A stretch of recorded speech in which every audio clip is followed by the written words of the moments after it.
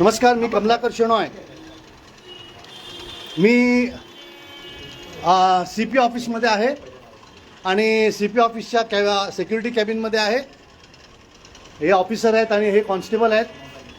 हे सांगतायत की वरिष्ठांची परमिशन घेतल्याशिवाय आत जाता येत नाही. मी त्यांना विचारलं लेखी परमिशन दाखवा, तर त्यांच्याकडे लेखी परमिशन नाही आहे. मी त्यांना म्हटलं की माझं सिक्युरिटीच्या हिशोबाने माझं तपासा, माझ्याकडे काय चाकू आहे, दारू आहे, जसं ते बघा, पण वरिष्ठांनी सांगितल्याशिवाय मला आत जाता येत नाही, हे मान्य नाही. आणि तसं असेल तर मला लेखी कळवा, नसेल तर माझ्यावर FIR करा आणि मला अरेस्ट करा.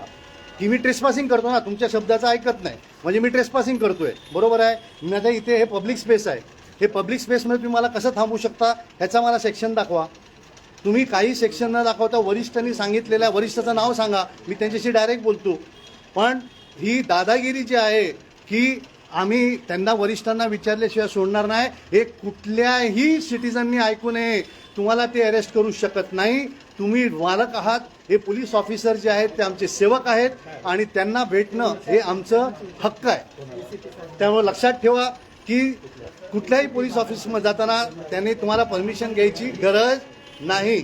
जय हिंद.